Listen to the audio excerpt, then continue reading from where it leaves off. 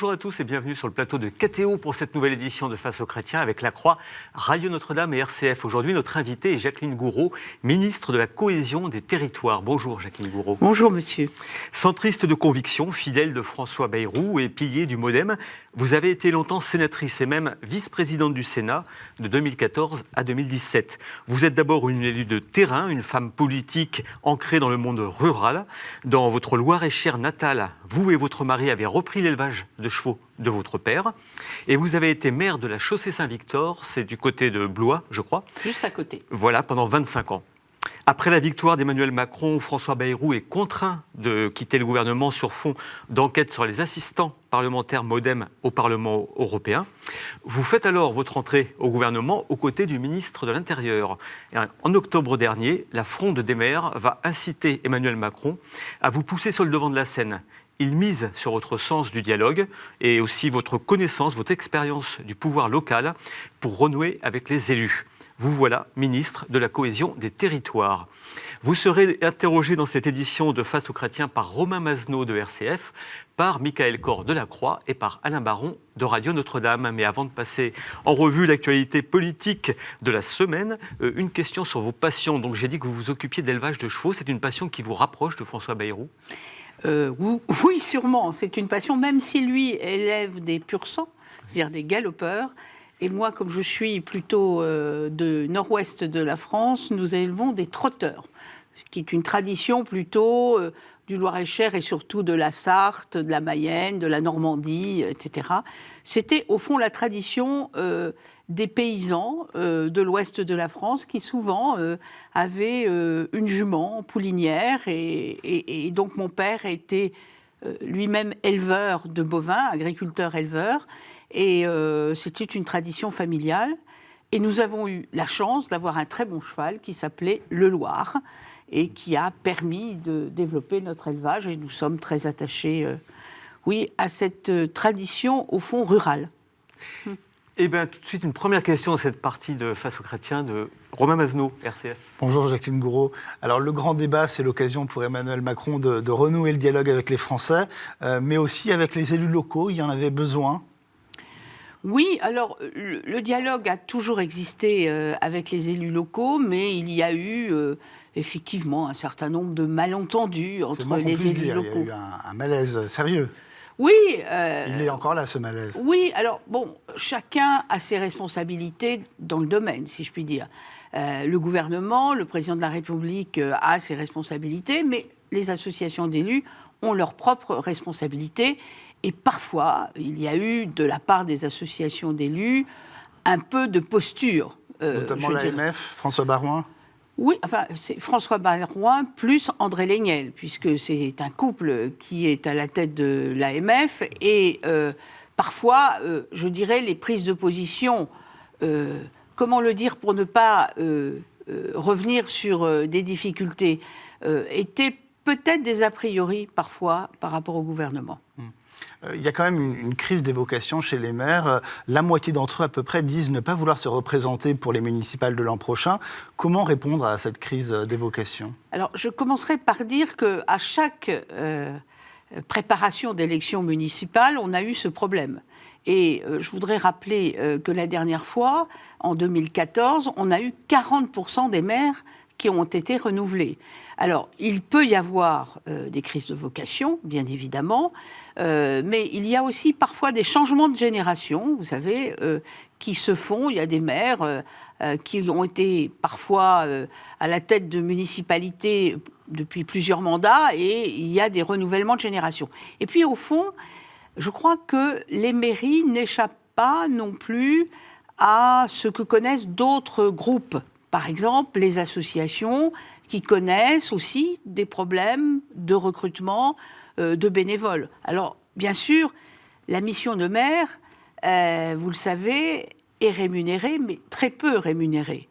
Et il est parfois difficile de concilier une fonction de maire, en particulier dans les petites communes, avec une mission professionnelle, familiale. Et il y a donc aussi besoin d'accompagner les élus dans l'exercice de leur mandat.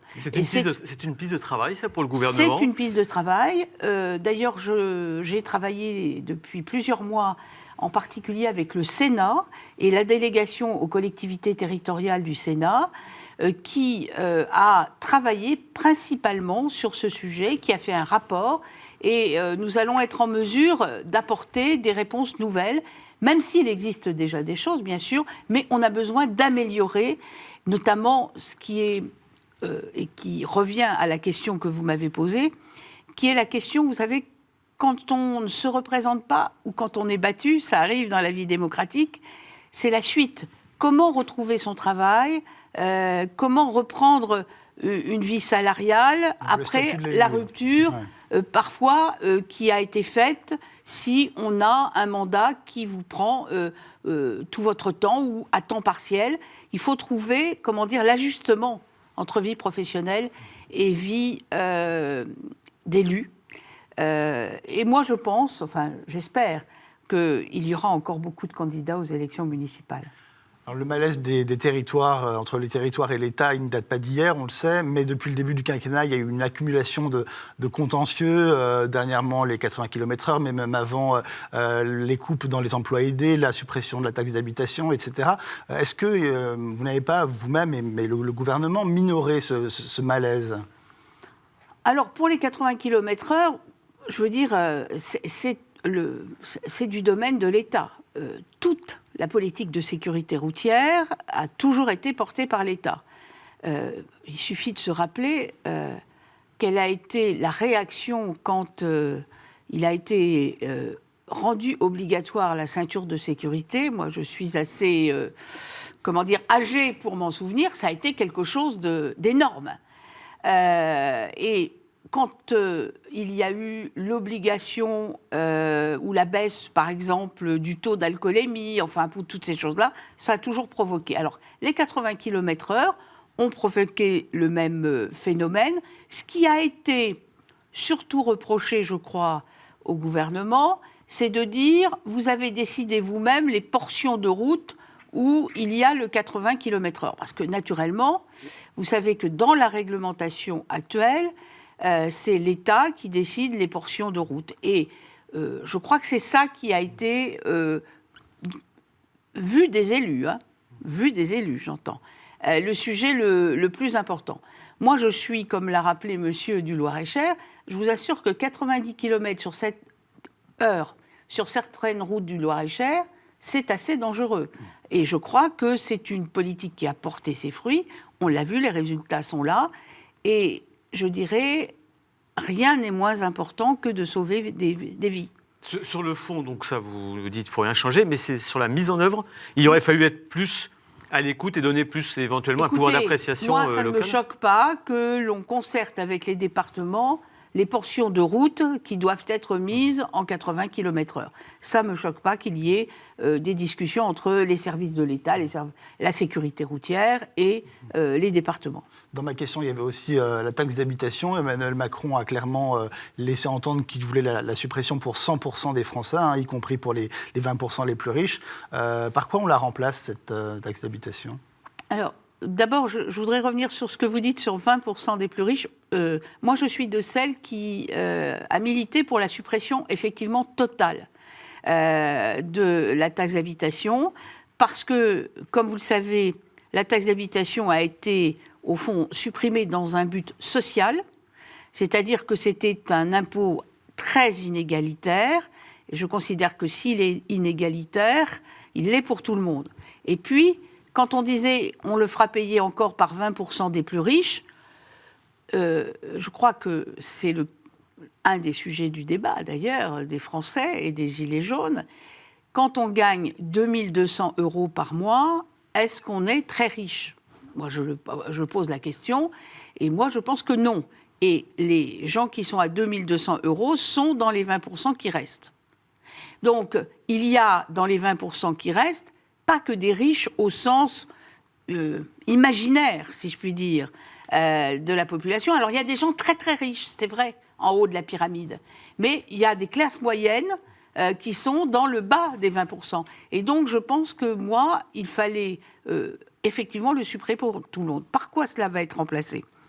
Pendant 3 ans, c'est une technique de dégrèvement pour compenser les collectivités territoriales. L'État compense. Voilà. C'est-à-dire que l'État compense, et ce qui est très important dans le dégrèvement, c'est que le dégrèvement est un mot qui a un sens, c'est que pendant les 3 années, on compense en comptant la progression de l'habitat et de la population.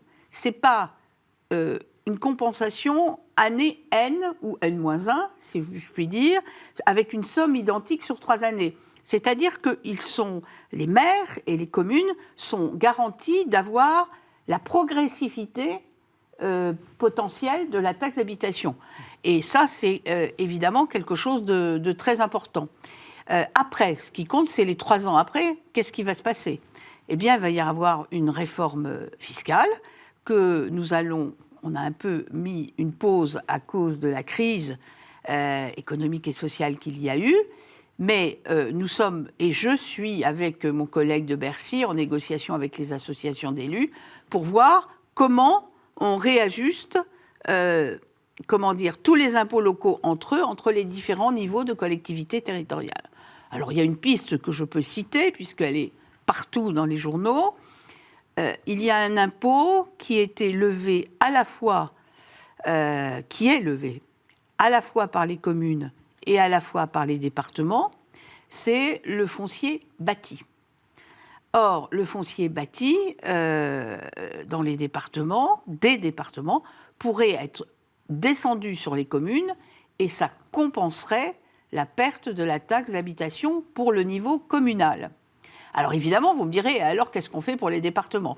Eh bien, pour les départements, l'idée, c'est plutôt de compenser par une part d'un impôt national, comme cela a été fait d'ailleurs par le gouvernement précédent et que nous avons mis en application pour les régions qui touchent aujourd'hui, au lieu de toucher de la DGF, de la dotation globale de fonctionnement, ils touchent une part d'un impôt national qui est une part de la TVA. Vous voulez dire que dans cette réforme de la fiscalité, vous pouvez garantir qu'il n'y aura pas de perdants? C'est-à-dire que ni les régions, ni les départements, ni les communes ne perdront quelque chose? Il ne peut pas y avoir de perdants. C'est impossible.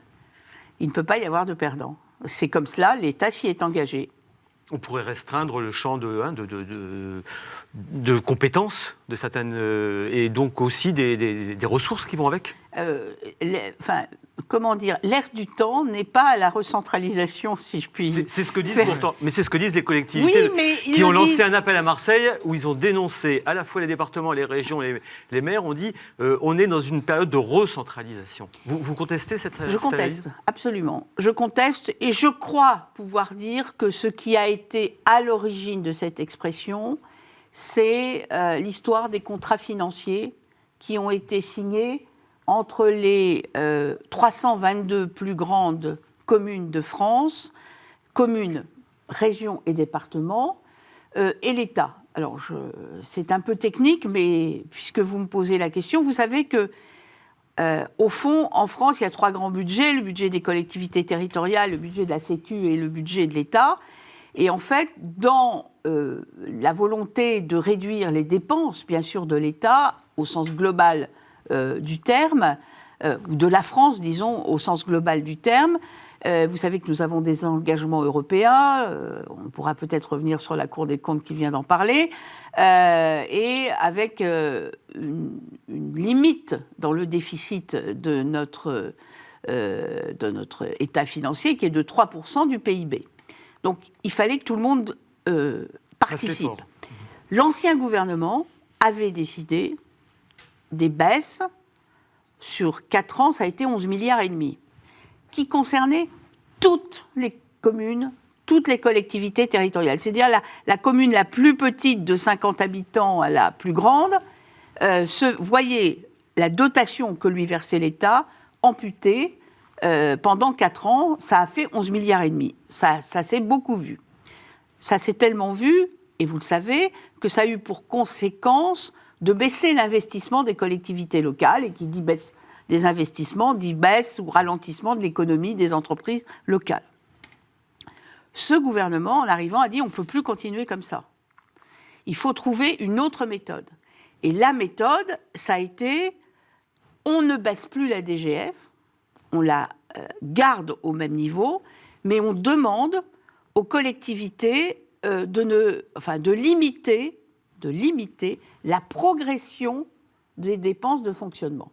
La progression des dépenses de fonctionnement. Et on n'a pas considéré qu'il fallait contractualiser avec toutes les 36 000 communes de France, même, il y en a moins maintenant, 35 700, mais on a considéré qu'il fallait prendre les 322 plus grandes, puisque les 322 plus grandes, c'était les 2/3 des dépenses de fonctionnement des collectivités locales. Et on a demandé, au fond, on a fait une négociation avec les grandes collectivités pour leur demander, en moyenne, de ne pas dépasser leur augmentation des dépenses de fonctionnement de 1,2%. Et on a fait des contrats. Et c'est là, je crois, que l'idée de recentralisation est apparue.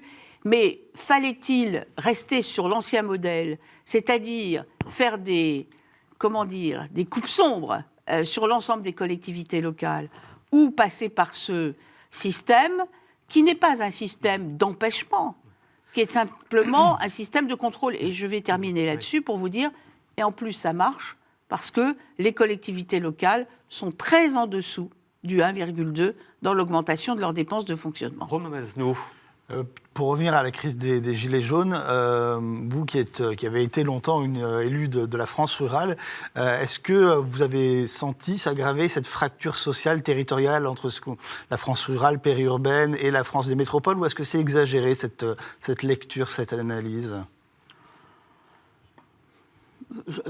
En tout cas, il y a une réalité. Il y a des faits, c'est que la France, comme d'autres pays européens, et même, je dirais, des pays, de l'Europe entière, il y a eu ce phénomène, évidemment, de métropolisation, qui est mondial d'ailleurs, ce phénomène d'urbanisation qui a entraîné des déplacements de population et qui a fait que certains territoires sont en déprise importante sur le plan démographique, sur le plan économique. C'est vrai, c'est une réalité. Et ça ne s'est pas fait naturellement en 18 mois. Hein. C'est quelque chose qui a été, qui a commencé il y a longtemps, des dizaines d'années, mais qui s'est aggravé et qui s'est surtout aggravé par les crises économiques que nous avons connues, comme par hasard, 2008, etc. Et il y a eu une certaine crise par rapport à cela, une espèce de refus de la mondialisation et de ses conséquences. Et je crois que ce qui s'est exprimé avec les Gilets jaunes, c'est en partie cela, pas que aussi, parce que moi je suis de celles qui pensent qu'il y a eu aussi une évolution de la société et des modes de vie. Moi, ce qui m'a frappé les premières fois sur les ronds-points, c'est l'importance du nombre de femmes. Si vous le voulez bien, Jacqueline Gouraud, je suis obligé de vous interrompre parce qu'on va marquer une première pause dans cette édition de Face aux chrétiens, mais on va reparler de la crise des Gilets jaunes dans un instant avec Michael Cor de la Croix. Merci Romain Masneau, à tout de suite.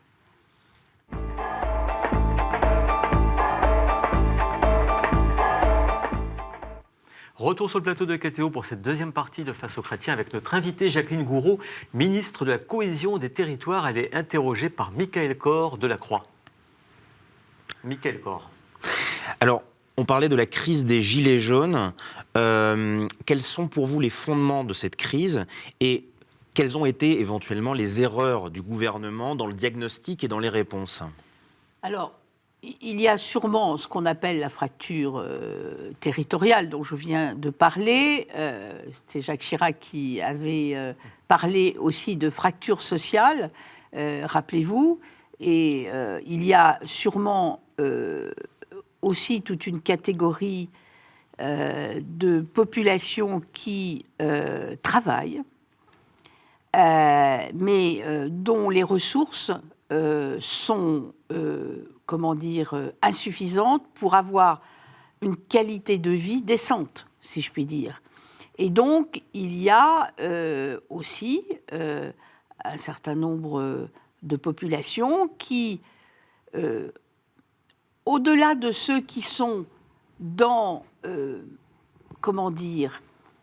le soutien qu'on leur apporte, il y a toute une catégorie de gens qui sont au chômage, des gens qui ont des situations difficiles, où la solidarité nationale joue. Puis il y a ceux qui travaillent, qui ont des enfants, parfois à l'université, et qui, malgré leur travail, n'arrivent pas à joindre les deux bouts. Les petites classes moyennes. Et dit-on. ça, c'est quelque chose qui, je crois, doit être regardé de très près, parce que, et ça m'a frappé quand j'étais sur les ronds-points, j'ai rarement vu, c'est très difficile à dire, mais je vais le dire, j'ai rarement vu des chômeurs. J'ai vu beaucoup de gens qui étaient à la retraite, avec des petites retraites, ou des femmes seules, avec des enfants dont le mari avait disparu et qui ne touchaient plus de pension alimentaire, etc., etc. Donc, je dirais des gens qui ont des difficultés réelles à vivre. Et alors, cette réalité sociale et économique, on voit bien que le gouvernement a essayé d'y répondre par des mesures sociales et économiques, mais on voit bien qu'il y a des attentes qui sont plus fortes que ça, Oui. des attentes qui sont politiques, parce que ces gens-là, que vous décrivez très bien, ne se sentent plus représentés, ni par vous, ni par le Parlement, ni par le Sénat. Qu'est-ce qu'on peut faire? Qu'est-ce qu'il faut changer politiquement, institutionnellement? Oui, alors je ne suis pas sûre non plus que ce soit des réponses institutionnelles, parce que franchement, qu'il y ait un Sénat ou pas de Sénat, je ne suis pas sûre qu'il y ait une conséquence sur la vie politique, la vie sociale, pardon, des gens. Alors ceci dit, il y a un mouvement, effectivement, mais ça me permet peut-être de préciser à ce moment où vous me posez la question, c'est que dans cette crise et dans ce mouvement des Gilets jaunes, il n'y a pas aussi une revendication ou deux ou trois revendications. C'est un mouvement très multiple et divers. Et il y a des gens qui ont des revendications politiques ou démocratiques, on pourrait dire aussi, mais il y a toute nature, au fond, de revendications. C'est la raison pour laquelle c'est une crise auquel il est difficile de répondre, parce qu'il y a beaucoup de réponses, enfin de questions individuelles, je dirais, catégorielles, mais pas au sens, comment dire, d'intérêt général. Vous voyez ce que je veux dire? Donc c'est très difficile. Mais pourtant, la formation politique à laquelle vous appartenez alerte, vous appartenez, alerte depuis longtemps sur certains dysfonctionnements au niveau parlementaire notamment. Est-ce qu'on ne manque pas de proportionnel? Je veux dire, toute cette année, par exemple, la majorité MoDem et La République En Marche, on ne peut pas dire que tout a bien fonctionné. Ça a été un petit peu difficile. Il y avait le refus à l'Assemblée nationale de co-signer des amendements ensemble. On ne vous écoutait pas, voire peu, voire pas. Est-ce que ce n'est pas aujourd'hui l'occasion aussi d'apporter des réponses, même si ce n'est pas exactement celle très très cohérente des Gilets jaunes, mais est-ce que ce n'est pas le moment aussi de changer les choses? Pour répondre à vos questions, je vais vous dire, vous voyez, la première chose qui me frappe, c'est que les gens demandent la suppression du Sénat. C'est la seule assemblée où il y a de la proportionnelle. Sur les deux. Je le note. Car la moitié des sénateurs sont élus à la même plus maintenant, à la proportionnelle. Et ça n'empêche pas aux gens de dire qu'ils veulent supprimer le Sénat, parce que les gens, parfois aussi, ne comprennent pas bien comment fonctionnent les institutions. Moi, alors, évidemment, j'étais sénateur. Je ne vais pas vous dire que le Sénat ne sert à rien. Et je suis absolument convaincue que le bicamérisme, c'est-à-dire l'existence de deux chambres dans une société, dans une république, c'est une garantie de démocratie. Pourquoi ? Et j'en suis... Parce que quand vous avez une chambre unique, mono-parlementaire, si je puis dire, et qu'il puisse y avoir des décisions, surtout quand on a une majorité comme elle est aujourd'hui, mais aujourd'hui, hier et avant-hier, c'est-à-dire un mode de scrutin qui favorise, je dirais, des grands partis et qui obtiennent la majorité absolue. Et c'est encore pire depuis qu'il y a eu l'inversion du calendrier, comme on dit, c'est-à-dire le quinquennat plus les législatives dans l'immédiat. Et on sait très bien qu'un président est élu, le peuple lui donne la majorité. Donc on pourrait revenir là-dessus ? Et moi, je pense qu'il faut, et c'est dans le projet constitutionnel, introduire de la proportionnelle à l'Assemblée nationale. Je vais prendre un exemple ici. Voilà. Quand vous vous rappelez, quand il y a été question de supprimer l'enseignement privé en France. Vous vous rappelez, c'est pas si vieux. 82. Voilà. Et heureusement qu'il y avait le Sénat. Parce que le Sénat a ralenti la procédure législative par ses prises de position, qui n'étaient pas aussi monocolores que l'Assemblée nationale. Et donc, le Sénat, c'est une garantie dans le débat démocratique de poser les sujets et de les voir avec l'œil des élus locaux, d'ailleurs, puisque, et c'est ça, le Sénat représente les élus locaux. Tout cela est assez contradictoire. Vous voyez, les revendications, il faut supprimer le Sénat, c'est la seule où il y a de la proportionnelle, et on représente les élus locaux qui sont aussi réclamés ou soutenus par ce mouvement, donc qui préfère les élus locaux que les élus nationaux. Donc tout ça doit être étudié. Et à l'Assemblée nationale, est-ce que la majorité va bien ? On a eu cette semaine un vote sur la loi anti-casseurs, 50 députés La République En Marche qui se sont abstenus, c'est inédit, c'est un record depuis l'élection législative. Un député LREM, Mathieu Orphelin, qui a décidé de quitter la majorité, et un député MoDem, si je ne dis pas de bêtises, qui a voté contre le texte. Tout ça montre quand même des signes d'atermoiement. Oui. Qu'est-ce qu'il faudrait changer ? Alors, on peut répondre de façon différente. On peut dire que ça prouve que ce sont des partis démocratiques. C'est-à-dire qu'on ne dit pas, on voit qu'une tête, tout le monde vote de la même manière. Ce n'était pas le cas durant la première année, en tout cas, dans ce cas-là. Je peux vous dire que par expérience, quand il y a eu la loi de Gérard Collomb sur la sécurité intérieure, il y a eu exactement le même sujet. Mais qui ne s'est pas traduit par autant de votes, vous avez raison, en nombre, qui se sont abstenus ou qui auraient voté contre. Mais vous avez un parti, enfin le parti En Marche, le groupe En Marche, qui est un parti jeune avec beaucoup de nouveaux députés, qui ont des sensibilités parfois différentes, parce qu'il n'y a pas, comment vous dire, ce ciment ancien que peuvent avoir d'autres familles politiques. Le MoDem, par exemple. Par exemple, qui a une vraie tradition et un vrai héritage. Et c'est parfois plus difficile et il faut donc beaucoup travailler, beaucoup expliquer. Moi, j'ai passé une journée et demie en commission cette semaine pour expliquer un projet de loi que je vais soutenir à l'Assemblée la semaine prochaine, qui est la création de l'Agence nationale de cohésion des territoires, justement. Il faut beaucoup travailler, beaucoup expliquer. Alors, voilà, moi je crois que ça n'est pas un drame, c'est au fond assez sain pour la démocratie. Alors, quant à Mathieu l'orphelin, on sait d'où il vient, c'est un vrai écologiste. C'est quelqu'un que je connais bien, qui a beaucoup de qualités, qui est élu dans le Maine-et-Loire, mais qui est aussi quelqu'un, je dirais, très libre et qui peut-être, il faudra lui poser la question. Alors, vous nous expliquez qu'il faut que les gens ne comprennent pas très bien le fonctionnement de nos institutions, que même des députés La République En Marche... J'ai expliqué ça quand ? Tout à l'heure, c'est ce que je comprenais, ce que je croyais comprendre, qu'il faut aussi expliquer beaucoup aux députés de La République En Marche. Est-ce que, pour réformer nos institutions, le référendum est une bonne idée, du coup ? Pour revenir à ce que parce que je ne voudrais pas que vous pensiez que je pense que les gens ne comprennent pas les institutions. Je pense qu'il y a des gens qui n'ont pas les pratiques des institutions dans le groupe LRM et que ça s'apprend aussi. Moi, quand je suis arrivée au Sénat, j'ai appris aussi le fonctionnement des institutions. Enfin, je veux dire, c'est pas inné. Et puis, par ailleurs, d'une manière générale, en ce qui concerne la population, moi, je pense que l'éducation est absolument fondamentale et l'enseignement dans les écoles aussi des institutions est absolument fondamental. Parce que quand même, parfois, il y a une faiblesse de connaissance, effectivement, de nos institutions.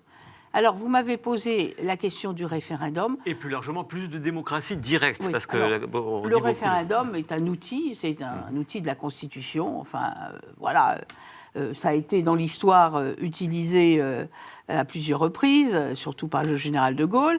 C'est un moyen, c'est un outil de consultation de la population. Ce n'est pas le seul. Hein. On peut aussi réunir le Congrès, le président de la République peut réunir les deux chambres et consulter les deux chambres. Et si on croit encore à la démocratie représentative, eh bien, il y a un autre moyen de consulter, au fond, l'avis des représentants du peuple. Vous préférez ce deuxième moyen ? Comment ? Vous préférez ce deuxième moyen ? Ah non, j'ai aucune préférence. Moi, je pense que le référendum peut être un outil. Simplement, personnellement, je ne suis pas sûre que ce soit une bonne idée que ce soit le même jour que les élections européennes. Si vous voulez que j'aille plus loin. Pour quelle raison ? Parce que je pense que les élections européennes méritent tout le débat. C'est un sujet suffisamment important pour notre pays, pour l'Europe d'une manière générale et pour la politique européenne, que de ne pas être, occulté ou amoindri par un référendum qui pourrait être posé, je ne sais pas, sur les questions institutionnelles, comme vous venez de m'en parler. Voilà, l'utilisation du référendum comme outil de consultation des Français, c'est une chose. La date à laquelle on doit le faire, à mon avis, c'est une deuxième chose. D'ailleurs, ce que je vous dis, je ne suis pas toute seule à le penser, il y a un certain nombre de gens qui se sont exprimés en ce sens. Souvent, vous avez qu'à remarquer les pro-européens. Par exemple, Le Drian, qui l'a dit très tôt. Une question sur l'association des citoyens à la vie politique, à la décision. Ce n'est pas simplement les référendums, ça peut être d'autres façons. Et est-ce que d'une façon générale, il ne faut pas un peu plus impliquer les citoyens ? Vous avez tout à l'heure fait allusion à cette agence des territoires qui va bientôt voir le jour. Est-ce que, d'une certaine façon, les citoyens seront associés, seront représentés dans cette agence ? Non, parce que c'est une agence technique. C'est-à-dire qu'on met, je vais faire vite, des moyens d'ingénierie de l'État au service des territoires. On est en train de construire cette agence. C'est au fond l'utilisation des fonctionnaires d'État, qu'ils soient dans des services au niveau national ou local, ou dans des opérateurs de l'État. Je vais citer par exemple l'ANRU, qui est très connu, l'Agence nationale de rénovation urbaine, etc. D'autres services moins connus, où il y a beaucoup de matières grises en matière de routes, de ponts, etc. Et on veut ouvrir davantage ces services au bénéfice des territoires. Et ce sera le préfet qui sera la porte d'entrée pour les élus pour demander, au fond, l'assistance de l'Agence nationale des cohésions des territoires. Par contre, la démocratie, au fond, participative, c'est ça dont vous parlez, elle existe. Alors, elle fonctionne plus ou moins bien selon les territoires, si je puis dire, et selon les élus, parce que c'est aussi les hommes et les femmes qui font la vie politique. Et, je ne sais pas, l'autre jour, j'étais en Dordogne, il y avait une opération en rue, justement, qui était faite de rénovation de toute une partie de l'habitat dans une commune limitrophe de Périgueux. J'ai commencé ma journée avec un comité citoyen qui m'a expliqué comment le maire avait en permanence associé des représentants des quartiers, etc., pour construire son projet en rue. Il y a d'autres endroits, ça ne se fait pas comme ça. Encore une fois, il n'y a de richesse que d'hommes, comme vous le savez, et la démocratie participative mérite d'être développée, très certainement. Mais moi, sur le plan fondamental, je n'oppose jamais la démocratie participative et la démocratie représentative. Alors que vous savez très bien qu'il y a aussi dans ce mouvement des gens plus extrêmes et qui n'ont qu'une idée, c'est de supprimer la démocratie représentative. C'est une espèce de gouvernement direct par le peuple. Une liste européenne, une liste Gilets jaunes, vous y croyez ? Il y a des tentatives, là ? On a vu des tentatives, effectivement, apparaître, mais immédiatement contestées par d'autres. C'est ce que je vous disais en introduction. Comme c'est un mouvement très poliforme, si je puis dire, il n'y a pas, ça n'est pas structuré. Donc, y compris jusque-là, jusqu'à la création de listes, on peut imaginer qu'il y ait 2 listes de Gilets jaunes. Ça peut exister aussi, ou pas du tout. Et le soutien de M. Di Maio à la liste Gilets jaunes, il est venu à Montargis rencontrer des Gilets jaunes. C'est une faute politique ? Une ingérence de l'Italie dans les affaires politiques de la France ? Enfin, écoutez, moi je pense que ça n'est pas très malin de faire cela, si je puis dire. Et puis, je pense que l'Italie a suffisamment de sujets en interne pour ne pas venir s'occuper des affaires de la France. En tout cas, nous ne nous permettrions pas de faire cela en Italie. Michael Cor, Vous Vous parliez du mouvement des Gilets jaunes qui n'est pas encore très structuré, mais est-ce que ce n'est pas aussi le rôle de l'État d'organiser la démocratie représentative dont on parlait, mais à un niveau plus national? Je prendrai l'exemple de l'Irlande qui, au moment d'envisager une réforme constitutionnelle, a mis en place une assemblée en 2013 de citoyens, dont la plupart étaient tirés au sort, avec des élus locaux qui ont discuté et qui, au fur et à mesure des années, ont mené à des référendums sur le mariage homosexuel, sur l'avortement. On voit bien qu'en France, on fonctionne au niveau de l'État pas comme ça. Peut-être que sur l'ANRU, au niveau local, il peut y avoir des débats, mais sur les grands sujets, généralement, c'est très vertical. Et est-ce que c'est pas ça qu'il faut changer? Est-ce que le comité économique et social et environnemental ne joue pas un rôle aussi? Qui le connaît sur les Il ronds-points? existe, oui, sur les ronds-points, peut-être, oui. Mais les ronds-points, c'est très local et ça dépend beaucoup des élus locaux aussi qui font participer leur population aussi. Alors là, vous êtes en train de me dire qu'il faudrait améliorer le système de démocratie participative, au fond, au niveau de l'État, pour que ça se pratique mieux sur l'ensemble du territoire. Ou même... Par exemple, des assemblées de citoyens tirés au sort qui travailleraient ponctuellement avec des parlementaires sur des sujets précis. Vous y êtes favorable? Moi, vous savez, je suis défavorable à rien, du moment que on reste dans l'équilibre représentation et participation. Ça me semble absolument fondamental. Merci Michael Corr. Nous marquons une deuxième pause dans cette édition de Face aux chrétiens. Restez avec nous. Nous nous retrouvons dans un court instant. À tout de suite.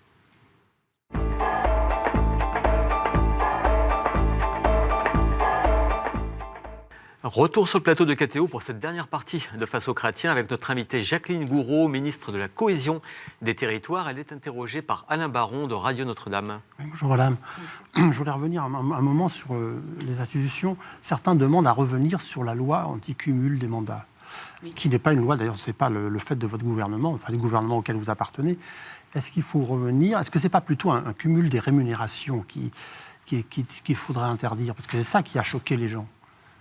Oui, sûrement. Même s'il y a déjà une limite au cumul des rémunérations, mais en même temps, les gens ne le savent pas forcément. Et puis, quand vous avez des difficultés vous-même, c'est toujours difficile de penser qu'il y a des cumuls de rémunération pour d'autres. D'ailleurs, un certain nombre de ceux qui veulent qu'on revienne sur le cumul des mandats, qu'on revienne en arrière, si je puis dire, ou qu'on modifie, je ne sais pas comment dire exactement, ont pris soin souvent de dire « mais on empêchera le cumul des rémunérations ». Effectivement. C'est un débat. C'est un débat parce que, effectivement, dans la pratique de la vie politique, on voit bien qu'avec l'application de ce principe du non-cumul des mandats depuis 2017, les relations entre le pouvoir politique et les parlementaires et les élus locaux est modifiée. Parce que les maires, etc., vous les rencontriez à l'Assemblée nationale. Là, vous n'avez plus aucunement les élus locaux. Alors même si nous ne sommes pas dans un pays de mandat unique, puisque vous savez qu'aujourd'hui, un député peut très bien être conseiller général ou conseiller régional. Je le précise parce que beaucoup de gens pensent qu'on est dans le mandat unique. Alors après, est-ce qu'on peut être maire de Toulouse et député? Je ne le crois pas. Je crois que ça serait une erreur véritable de revenir là-dessus. Ça n'est pas sérieux. Alors est-ce qu'on peut être maire de la Madeleine-Villefrouin? Vous ne connaissez certainement pas. Qui est une commune de 35 habitants dans le Loir-et-Cher, et député, très certainement. Alors, entre 35 habitants et 500 000, il y a quand même une marge. Où vous mettez là? Justement, j'ai fait exprès de prendre très bas, parce que si on revient, ça va être un débat, je vous l'écris, infernal sur le niveau à partir duquel on considère que c'est possible de cumuler et de ne pas cumuler. C'est-à-dire, alors, il y a des gens qui ont dit 10 000 habitants déjà. Moi, je considère que 10 000, c'est très haut déjà. Surtout que quand on est maire dans une commune comme celle où j'ai été, où vous avez 4 500 habitants, il y a l'idée que c'est beaucoup de moins de gens à gérer. On peut se dire c'est plus facile, etc. Mais il faut inverser le raisonnement. c'est aussi là où vous avez le moins d'administratif, de soutien à côté de vous, et donc ça vous prend plus de temps. Donc c'est un sujet au moins, qui n'est pas aussi simple qu'il apparaît. Bon, mais c'est vrai que le fait de ne plus pouvoir être parlementaire et élu local, ça change un peu la configuration de la vie politique française. Comme c'est très, très compliqué. Mais bon, je pense qu'il faut être prudent quand même, parce que je pourrais prendre d'autres sujets. Quand on dit on peut réfléchir, il y en a qui s'imaginent tout de suite qu'on va revenir comme avant, au bon vieux temps, si je puis dire. Donc vous dites prudence, mais vous ne fermez pas la porte. Vous dites pourquoi pas, mais ça va être compliqué. Voilà, c'est un sujet qui est posé sur la table, mais je pense qu'il faut admettre aussi aujourd'hui qu'on pose les sujets sur la table. On est dans une période de grand débat. J'ai vu, par exemple, mon collègue Gérald Darmanin poser sur le sujet des niches fiscales. Alors, immédiatement, ça se transforme en ça y est, ils vont faire ci, ils vont faire ça. Non, on pose des sujets. On est dans une période de grand débat.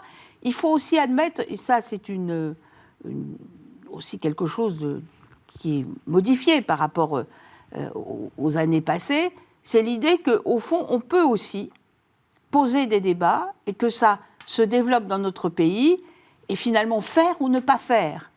À la fois, on réclame du grand débat, à la fois, on réclame plus de démocratie, mais aussitôt que quelqu'un propose quelque chose, on dit « mais c'est pas possible » ou « ça y est, le gouvernement va faire ça ». On prend ça tout de suite pour quelque chose d'acquis. Vous voyez ce que je veux dire ? Il faut s'habituer aussi à ce que la démocratie soit plus vivante et qu'on puisse poser des problèmes. Alors, il y a un autre sujet qui est lié aussi à la crise des Gilets jaunes, c'est les libertés que certains disent menacées. On a dit la loi anti-casseurs, la tentative de perquisition chez Mediapart, des gens qui ne sont pas des extrêmes gauchistes comme M. Sureau, comme M. Mignard, comme le député de Courson, ont mis en garde publiquement M. de Courson dans un discours très remarqué à l'Assemblée. Est-ce que vous pensez que c'est exagéré, ces critiques ? En ce qui concerne M. de Courson, je crois qu'il est allé un peu loin tout de même. Mais vous avez des sensibilités dans la vie politique. Il y a des gens qui sont très attachés à la liberté et qui sont toujours allergiques à la moindre organisation complémentaire de contrôle, de mise en place. C'est comme ça. Il y en a d'autres qui considèrent que c'est nécessaire pour retrouver aussi à des moyens de lutte supplémentaires contre, par exemple, les casseurs. Parce que, voilà, en même temps, il ne faut pas se tromper. La France est un pays où il y a aussi des gens, des Français, qui ont réclamé, moi je les ai rencontrés aussi, je suis souvent sur le terrain, en disant mais c'est pas possible, tous ces casseurs, que fait le gouvernement, pourquoi on ne peut pas les empêcher de monter sur Paris chaque semaine, etc., etc. Donc il y a à la fois aussi ce besoin d'ordre qui existe dans notre pays. Et évidemment, les libertés individuelles ne sont pas atteintes par cette nouvelle loi.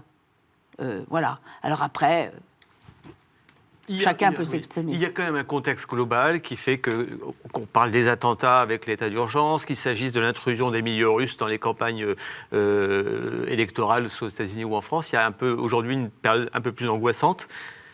Est-ce qu'il faut durcir et jusqu'où, justement, les lois, donner plus de pouvoir au préfet, à l'État, à l'exécutif, pour veiller il faut, jusqu'à maintenant, je veux dire, personne n'est empêché d'aller venir, personne n'est empêché de discuter, de s'exprimer. Là, un préfet pourra empêcher un manifestant de manifester, oui, mais enfin, et non plus l'autorité judiciaire. Oui, mais pas n'importe qui. C'est des gens qui ont été des casseurs, qui sont repérés. Voilà. Enfin, moi, je ne pense pas qu'il y ait de risque majeur sur les libertés. Vous n'avez pas d'inquiétude sur l'état de droit? Non. Une question d'Alain Baron. Toujours sur ce registre, on dit que M. Macron, surnommé Jupiter à une époque, aurait quand même une tendance à vouloir serrer un peu la vis sur ce terrain-là. Non, je ne crois pas. Je crois que c'est quelqu'un qui est fondamentalement attaché aux libertés. c'est pas que je ne crois pas, c'est que j'en suis sûre. Il est profondément attaché aux libertés. Simplement, il pense aussi qu'on ne peut pas laisser se prolonger ces mouvements de violence qui existent. Et si vous allez faire un peu le tour des commerçants à Toulouse, à Bordeaux ou à Paris, eux, ils ne vont pas vous dire qu'on est dans une loi qui empêche les libertés individuelles. Hein. Alain Baron. Oui, un tout autre sujet. Là, on a repoussé le débat sur les lois bioéthiques à plus tard, je ne sais pas quand exactement. Qu'est-ce que vous pensez de cette volonté d'ouvrir la PMA à toutes les femmes? D'abord, je crois qu'il faut rappeler, parce qu'on ne le dit pas assez souvent, que si la discussion revient sur le tapis, si je puis dire, c'est parce que la loi Leonetti prévoyait qu'on revoie, au bout de, je crois de me souvenir, 5 ans, hein, c'est ça, qu'on réouvre le débat. C'était prévu dans la loi, ça avait été voté dans la loi. Donc je tiens à le dire parce que parfois je vois des citoyens qui me disent « mais pourquoi vous avez réouvert ça maintenant ?» Mais rouvrir le débat, ça ne veut pas dire forcément changer le dispositif. Ah ben, ça ne veut pas dire... Non, mais pourquoi on en reparle?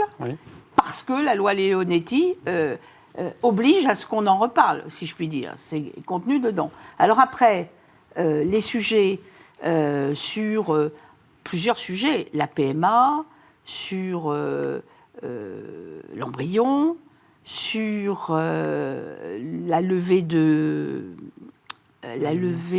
l'anonymat des donneurs, tout ça sont des sujets très importants. Et d'ailleurs, le gouvernement a décidé d'ouvrir aussi au Parlement des séminaires, si je puis dire, pour aussi, avec des gens extérieurs qui viendront s'exprimer, pour aussi, là, développer les approches différentes qu'on peut connaître dans notre société. C'est un sujet, comme vous le savez, extrêmement sensible, qui n'est pas un sujet d'appartenance à tel ou tel groupe politique. Ce sont des sujets de culture, de philosophie, de croyances, etc. Et c'est des sujets, en tout cas, le président de la République s'est exprimé plusieurs fois devant moi sur ce sujet, en disant qu'il fallait ouvrir le débat le plus large possible. Alors, pas dans le cadre du débat du grand débat, si je puis dire, mais d'une façon aussi pour les parlementaires, pour que tout le monde puisse entendre aussi les points de vue des uns et des autres. Vous n'aviez pas voté la loi sur le mariage pour tous. Non. Est-ce que votre opinion a évolué, puisque vous n'êtes pas opposé à l'ouverture de la PMA que va proposer cette majorité? Le mariage pour tous et la PMA, c'est pas exactement la même chose. Il y a quand même un petit lien. Oui, mais moi, je pensais que le mot mariage ne devait pas être utilisé. Ça, c'est quelque chose pour lequel... maintenant, c'est voté, c'est voté. Je suis une démocrate. Mais c'est quelque chose qui, pour moi, pour mon éducation, ma culture, etc., mes croyances, faisait que je n'y étais pas favorable. En ce qui concerne... Je vais commencer par dire ça peut-être aussi, que je suis totalement opposée à la GPA, qui est autre chose. La PMA est quelque chose qui, je crois... Alors, d'abord, est déjà utilisé en France, mais le problème, c'est effectivement... l'utilisation de la PMA pour des couples homosexuels. C'est ça le sujet. Bon, je crois maintenant que la société, a évolué et que un certain nombre de débats ont eu lieu aussi autour de ce sujet et que, nous devons aussi écouter l'évolution de la société. Est-ce qu'il n'y a pas quand même un risque de glissement de la PMA à la GPA, puisque certains dans les milieux, notamment catholiques, s'émeuvent de ça? À juste raison. À juste raison. À juste raison. Et c'est la raison pour laquelle il faut trouver un moyen de cadrer les choses. Très bien, nous allons nous arrêter sur cette question de la PMA. Merci beaucoup à notre invitée Jacqueline Gouraud. Notre invité la semaine prochaine sera Bruno Retailleau, chef du groupe Les Républicains au Sénat. Vous pouvez évidemment retrouver d'ici là l'émission sur les sites respectifs de KTO, de La Croix, de Radio Notre-Dame et de RCF. Bonne semaine à tous et à la semaine prochaine.